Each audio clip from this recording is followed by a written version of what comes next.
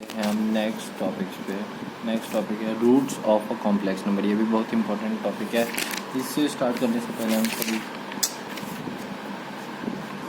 तो देखिए, अब ये कह रहा है कि जैसे अगर ना ये कॉस थीटा प्लस आई साइन थीटा की पावर एन थी, एन की जगह हम 1/q डाल देते हैं, मतलब अंडर रूट्स निकालने की कोशिश कर रहे हैं, मतलब अंडर्स निकालने की कोशिश। तो क्यू भी कोई भी इंटीजर हो सकता है, 1 2 3 कुछ भी हो सकता है, 1 तो नहीं होगा, 2 3 4 5 कुछ भी हो सकता है, ठीक है। तो इसका मतलब क्या है, क्यू, ठीक है। अब थोड़ी चीज़ें याद रखिए, कॉस पीरियोडिक होता है ना, तो cos theta equals to cos 2n pi plus theta लिख सकते हैं। Similarly sine theta equals to sine 2n pi plus theta, और वहाँ पे n कोई भी इंटीजर हो सकता है, ठीक है। और दूसरी चीज़, एक चीज़ और याद रखना कि जैसे अगर cos theta plus iota sine theta है, इसको हम एक चीज़ और लिख सकते हैं, क्या लिख सकते हैं, सिस थीटा भी लिख सकते हैं शॉर्ट फॉर्म में, ठीक है। तो cis theta 2n pi plus theta लिख सकते हैं बिल्कुल, ठीक है। अब क्या कर लिया इसने, सिस थीटा के ऊपर 1/q था, तो सिस 2n पाई प्लस थीटा के ऊपर भी होल पावर q हो गया, ठीक है। अब यहाँ डी मॉर्गन थ्योरम लगा देंगे, ठीक है। डी मॉर्गन थ्योरम लगाने के बाद ये 1/q यहाँ मल्टीप्लाई हो जाएगा। सिस का एंगल यहाँ से शुरू होता है 2n पाई प्लस थीटा, और 1/q यहाँ मल्टीप्लाई तो नीचे लिख सकते हो उसे, ठीक है। ये हो जाएगा, ठीक है। ऐसा ही आया यहाँ पे, देखो ये आएगा, ठीक है।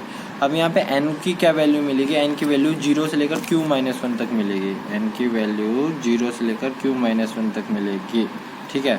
क्यों मिलेगी, देखो n 0 होगा तो q/q आ जाएगा, थीटा बाई q आ जाएगा। n 1 होगा तो 2 थीटा, ये 4 ऐसे चल के 2q-1 आ जाएगा ऊपर n की वैल्यू, ठीक है। वहाँ तक जाएगी ना जहाँ तक n की वैल्यू होगी, ठीक है। अब इसको सॉल्व कर दोगे, ठीक है। अगर हम n को q पुट कर देते हैं, q-1 क्या q ही आएगा ना, q पुट करके देखते हैं तो क्या हो जाएगा, देखो 2q plus theta.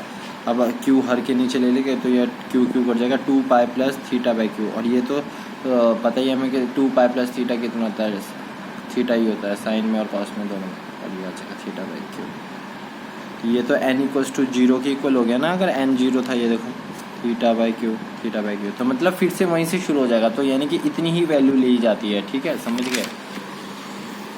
It is the same, ठीक है। n 0 तो सब n+1 n इक्वल्स टू 1 के बराबर होगी, n+2 q+2 तेरी n 2 के बराबर होगी, मतलब फिर से वही शुरू हो जाएगा, ठीक है। So here again values repeating hence, और ये कह रहा है कि Cis1 has the q only q distinct value होती है इसके पास, मतलब, ठीक है। अब देखो एक चीज़ और याद रखना, जैसे अगर Cis 6/15 है ना, तो ये नहीं होगा, क्योंकि ये तो देखो शॉर्ट फॉर्म नहीं है, शॉर्ट फॉर्म होगी वही q के अंदर आएगी, ये तो फिर से रिपीट हो जाएगा। देखो अगर 2/5 पे जो वैल्यू थी वही 6/15 पे हो जाएगी, ठीक है। और 9/,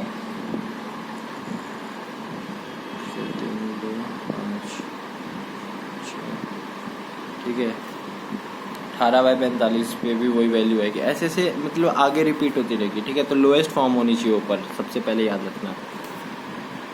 अब मैं आपको इसी टॉपिक पे एक क्वेश्चन बताता हूँ, ठीक है। जैसे मैंने याद है दूसरी तीसरी वीडियो में बताया था कि क्यूब रूट होते हैं एक्स क्यूब इक्वल्स टू 1 के क्या रूट्स होते हैं, 1 ओमेगा स्क्वायर, ठीक है। और उनकी वैल्यू निकालनी है मुझे, मतलब मैथमेटिकली, ठीक है।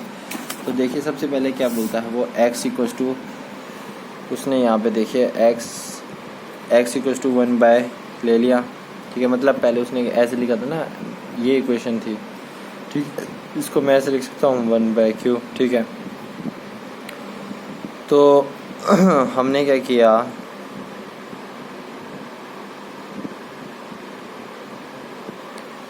x का अगर मान लीजिए z x+y था, ठीक है।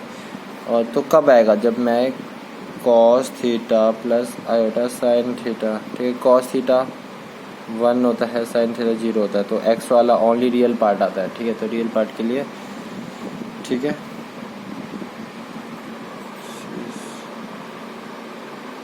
थीटा की वैल्यू, तो x इक्वल्स टू 1 ये आ गया। इसको क्या लिख सकता था मैंने बताया था cos की फॉर्म में लिखना था ना, थीटा आ गया। अब यहाँ अब देखो अगर मैं इसको cos की फॉर्म में लिखूँगा और ये मुझे पता है इस क्वेश्चन में थीटा क्या है, 0 है, क्योंकि 0 पे ही वही वैल्यू आएगी, नहीं तो फिर 0 के बाद किस पे आएगी, 0 के बाद वो पाई माइनस 1 नहीं 2 पाई पे आएगी, 2 पाई पे पर तो ये साइन तेरा 0 हो जाता है, ठीक है। पर वो तो लोएस्ट वैल्यू नहीं है ना, लोएस्ट वैल्यू तो 0 ही है, तो 0 ही लिखना पड़ेगा, cos 0 प्लस आयोटा साइन 0 और ऊपर से 1/3, ठीक है, 1/3 लिख दिया, ठीक है। तो इसको मैं ऐसे लिख सकता हूँ, सी 0 1/3 लिख सकता हूँ, ठीक है।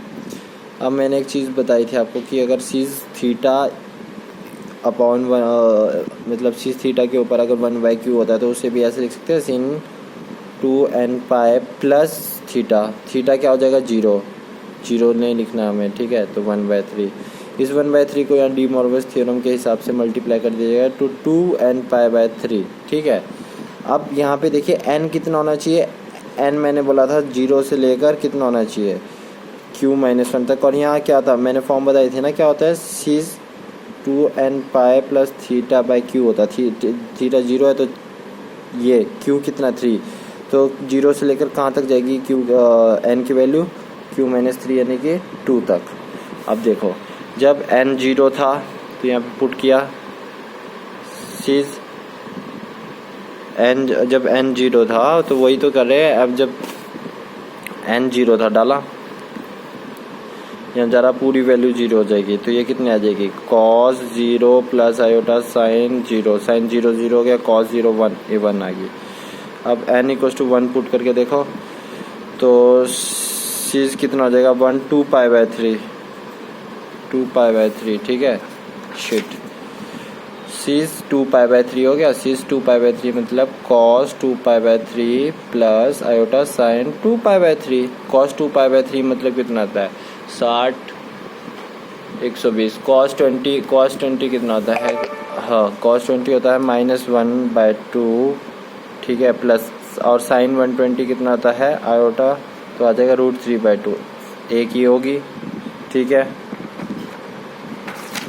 और दूसरी भी देखो ऐसे कर दी कि n2 डाल दिया, n2 डाल के 4 पाई/3 आ जाएगा, 4 पाई/3 तो cos 4 पाई/3 sin पाई/3, cos 4 पाई/3 की वैल्यू लिख दी, sin 4 पाई/3 की वैल्यू लिख दी। अब इनको थोड़ा रीअरेंज करके लिख दिया तो ये आ जाता है, इसमें से ये आपका ओमेगा होता है और ये ω² और ये 1, और इन तीनों का सम 0 होता है क्योंकि रूट्स है ना x के, ठीक है। ये आ गया क्वेश्चन, ठीक है।